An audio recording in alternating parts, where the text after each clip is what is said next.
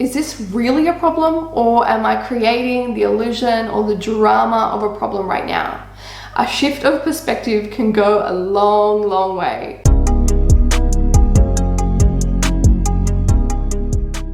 Hello my angel loves, and welcome back to Ask A, my new favorite segment, and yours too hopefully, of where I answer your questions that either get sent in the comment section, so chuck yours there, or on Instagram.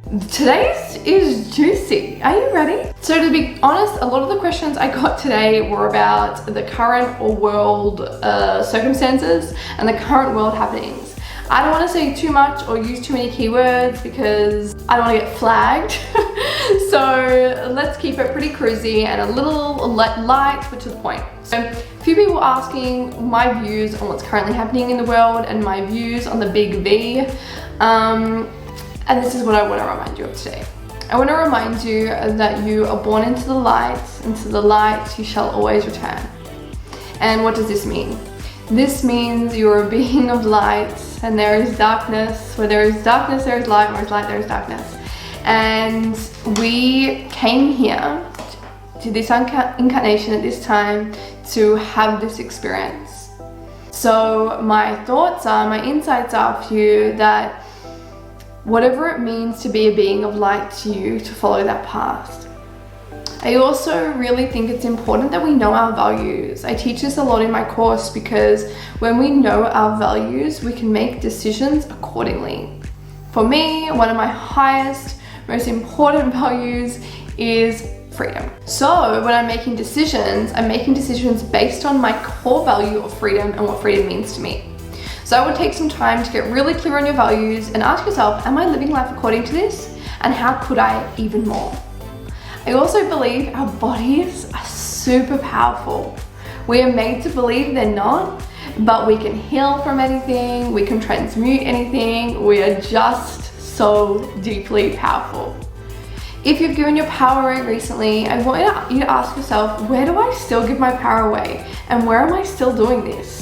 And see if little by little you can gain your power back and you can start to take full responsibility. Because we are the creators of our life. You are more powerful than you know, and nothing outside of you can take that away. So I think my views and my thoughts are pretty clear with that. And I want you to explore what all of this means for you. I think it's really important that we take a moment and we reflect and we take time and we look in the places that might be hard to look, and we start to take responsibility again. I feel that if we remember the power of our bodies, the power of nature, the power of oneness, the power of what happens when we are all connected, or we are all connected when we remember we are truly infinite beings. So I hope this serves as a reminder for you even to tap into that just a little bit. Okay, the next question was also world related. It was a funny one actually. She asked, seeing as though you were psychic, do you have any visions about the future or the end of this pandemic? Interesting. Great question, by the way. So yes, being psychic is interesting. We're all psychic, by the way, just some people have more access or have tapped into it more in this lifetime or in this current timeline they're in than others. Truth be told, I used to spend a lot of time trying to look into the crystal ball of the universe, and there isn't one. Well, that's the short answer. But also more to the point of asking the end of the so-called pandemic we're in. My simple answer is to when does it end is it doesn't. And I don't say that to be doomsday. I say that to be real because it will just keep changing form. But it also does end in the way that the way we're seeing it right now will shift and evolve. However, timelines are shifting very rapidly right now. What does this mean? So we are currently on one timeline and trajectory where there is darkness, where we're seeing all these things unfold and unravel before us. But this is actually such a gift. And it's a gift because there is more and more people now awakening. There is more and more people shedding light where there was no light. And I think that's a really beautiful thing. So the more darkness that we see see in the 3D reality that's revealed to us, the more that we'll awaken, the more light that will be shed upon us. This will change the timeline because the more people who awaken, the more rapidly timelines shift. And if I've learned anything from tapping in the last 2 years, we are changing timelines very quickly, in my view. Remember, every psychic or this or that, every person is still seeing reality through their lens and their veil. So remember, everything I'm saying right now is just reality through my lens and my access as well. I also want to remind you that things start, end, whatever we want to call them, when we decide them to. I really want you to explore taking your power back today, and it literally ends when we decide it to end. It ends when we say things like, no thank you. It ends when we choose something different. It ends when we decide, but it also ends when we go within. All our answers lie within us. There is a beautiful concept in the spiritual laws or the Hermetic principles, whichever way you want to look at it, that explore the concept of so within, so without. And the macro is the micro. So this all means that what is happening outside of us, what we're seeing and reacting and responding to, are actually just reflections of what's happening within us.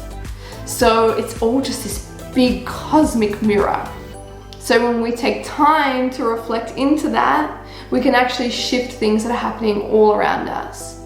So the more we take responsibility, the more we reflect within, the more we breathe, the more we come home to ourselves, the more timelines shift.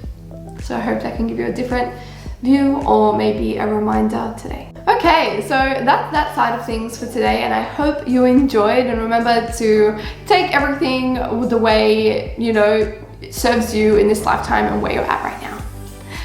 The next 2 questions are more business related, so we're gonna jump over to that for now. So the next question was, I'm pivoting in my business. How can I reach out to my new target audience? Is this something you can relate to? Because I definitely know this was a massive thing I could relate to when I pivoted in my business about a year ago, I reckon it was.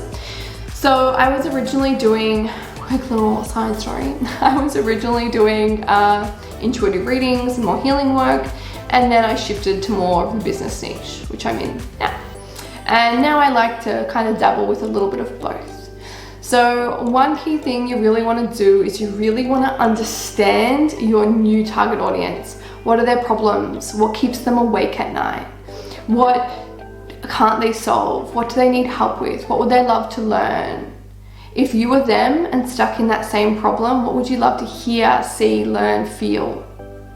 Then get really good at creating content to those things. Get really good at connecting with their values and connecting with them on a vulnerable level, and then get really good at teaching them and educating them about their key problems, and just solve one problem at a time for them. The easiest way to do this is by sharing valuable content online and getting to know them specifically, whether it's asking questions, whether it's doing polls, whether it's reaching out directly and creating content that's super valuable that speaks directly to them. So if you are shifting target audiences right now, I would love for you to try those things and let me know how you go. Okay, this next question was a question actually on the first Ask A video, which was very cool. And I talked about, you can go back and watch it if you haven't, but I talk about falling in love with your problems. And I talk about the fact that that's inevitable in your business, and it truly is. And someone asked, okay, that's great, but Adriana, how do I fall in love with my problems? This sounds obscure to me, and I loved this question. Something I love to think about is falling in love with the reality that this reality is ever changing. Also, asking yourself, is this really a problem, or am I creating the illusion or the drama of a problem right now? A shift of perspective can go a long, long way. But another way to fall more specifically in love with your problems might be to see them all as learnings along the way. See them all as part of your karmic path. See them all as part of an experience for expansion. When we start to see our quote-unquote problems like this, we're more able to access the gift of them. So there's also this concept actually created, I think it was Robin Sharma that talked about it. Great books, by the way, if you haven't read them. And he calls it worry time. And he has this concept where you schedule in worry time. So you literally schedule in like 20-30 minutes. I actually need to start doing this again, in your calendar, in your day, whatever, and you worry. You think about all your problems, you ruminate over them, you wonder, you blah blah blah, you do your own head in about them, and you let yourself worry. But then when that time is over, you let them go. So I've tried it before for a patch, and it was really useful, and it also helped me sleep at night. So that's really interesting as well. I also want you to remember to ask your mind, like, is this a real problem or did I make this up? But more to the point of the question, falling in love with your problems is remembering that they're a natural part of life. Are they even real? What is the gift that I'm being shown here? And how could I use this experience to create expansion? I hope that is super duper duper useful. If you have any other questions or you'd like me to expand on anything I spoke about today, pop them below. I would love to hear. I hope you enjoy another video of Ask A little bit different topics today, but I hope they were useful to you. I'm so excited to do another one very, very soon. I hope today you honor your own path and you remember your power and you take some time to inquire and reflect. I love you. I love you no matter what. And remember to like, subscribe, all the things, because it matters to me. Yay! I love you, and I'll see you next week. Bye! I hope you enjoyed that video. If you would love to see more, click the link below and check out my free masterclass on how to go from 0 to 5K per month in your online coaching business using my unique method of combining both spirituality with business strategies. See you in there.